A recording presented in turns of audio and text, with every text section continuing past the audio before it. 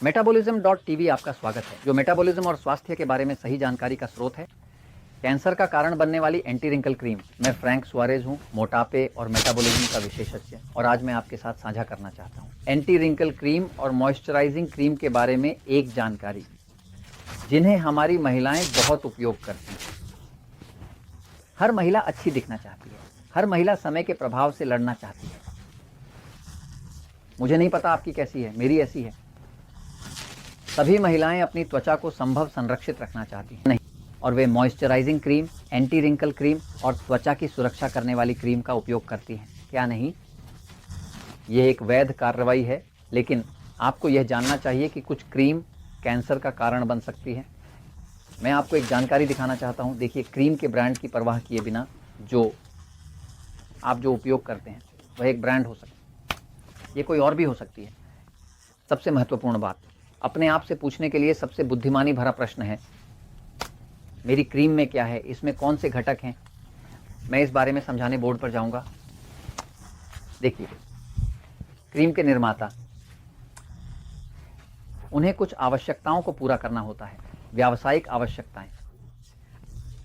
अब यह महत्वपूर्ण है कि क्रीम का उपभोक्ता, महिला जो क्रीम की उपभोक्ता है, यह जान सके है कि उस क्रीम में कौन से घटक हो सकते हैं जो उसे कैंसर पैदा कर सकते हैं।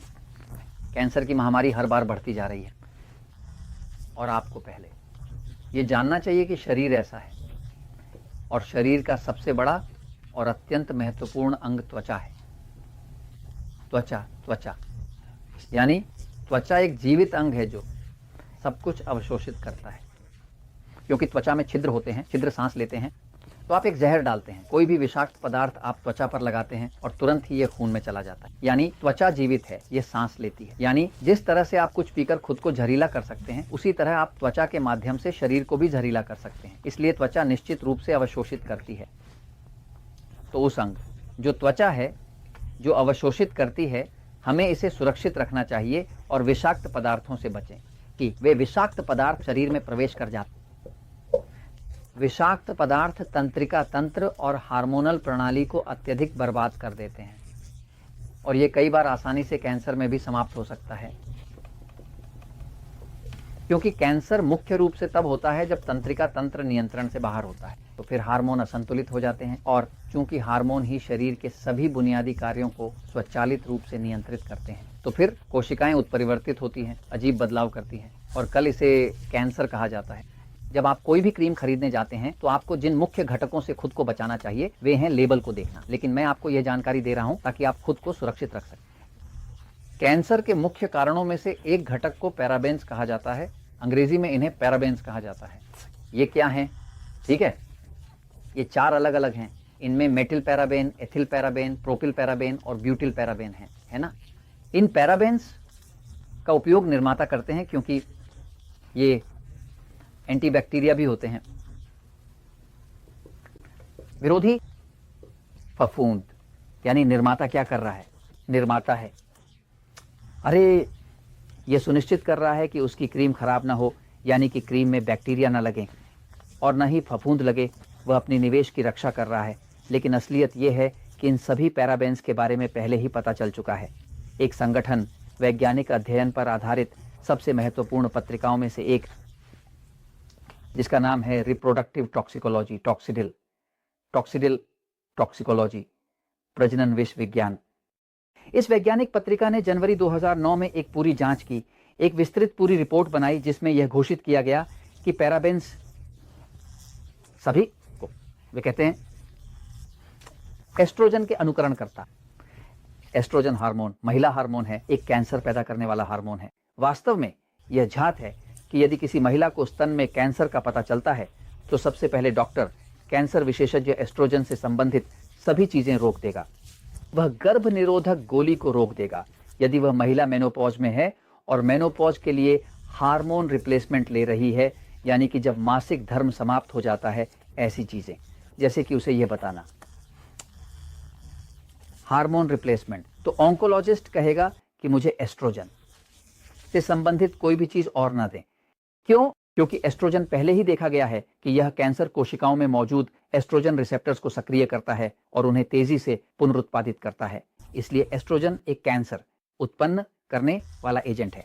गांठदार, खासकर महिलाओं के स्तन में या गर्भाशय में, अंडाशय में और अन्य जगहों पर कैंसर, है ना। इसलिए जब शरीर में एस्ट्रोजन की मात्रा अधिक होती है तो यह शरीर में तबाही मचाता है, खासकर जब यह पैराबेंस जैसी किसी सामग्री के माध्यम से आता है जो शरीर के एस्ट्रोजन रिसेप्टर से जुड़ता है। इसलिए यहीं से कैंसर बनना शुरू होता है। अब दूसरी सामग्री जो हमें पत्रिका रिप्रोडक्टिव टॉक्सिकोलॉजी से रिपोर्ट की गई है वह है जिसे वे कहते हैं फ्लैट्राटोस फाल्ट्राटोस। इंग्लिश में इसे फ्थालेट्स कहा जाता है। मुख्य रूप से 3 हैं, जिनमें उदाहरण के लिए DEHP, DINP और DINP। सबसे अधिक उपयोग किया जाने वाला यही है, DEHP इसे इस्तेमाल कर, क्योंकि यह सबसे सस्ता है। तो फाल्ट्राटोस का उद्देश्य क्या है? फाल्ट्राटोस का उद्देश्य वह है जिसे वे प्लास्टिफायर कहते हैं।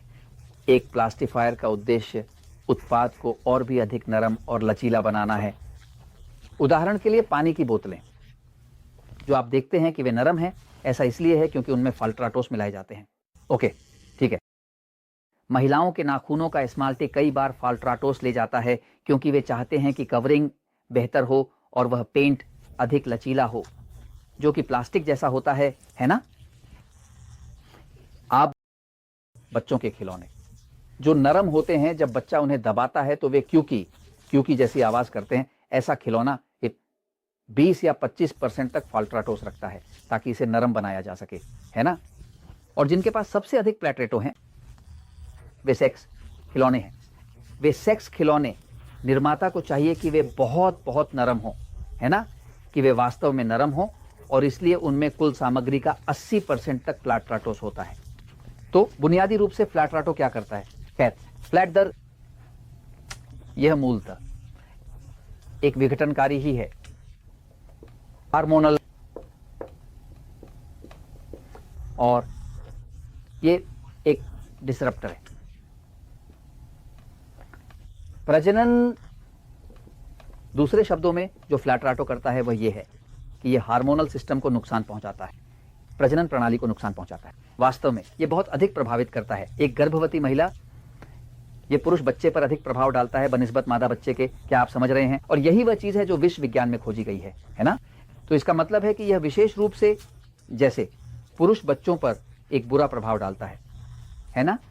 अब चाहे जैसे भी हो, अगर आप एक क्रीम चाहते हैं, झुर्रियों से बचना चाहते हैं और चाहते हैं अपनी त्वचा को बहुत अच्छे हालत में बनाए रखने के लिए, लेबल पढ़ने का ध्यान रखें। सुनिश्चित करें कि इसमें न तो पैराबेन हो और न ही फ्लैट्राटोस। और मैं ये आपको इसलिए बता रहा हूं ताकि आप हमेशा खूबसूरत रहें, लेकिन स्वस्थ और कैंसर से दूर रहें।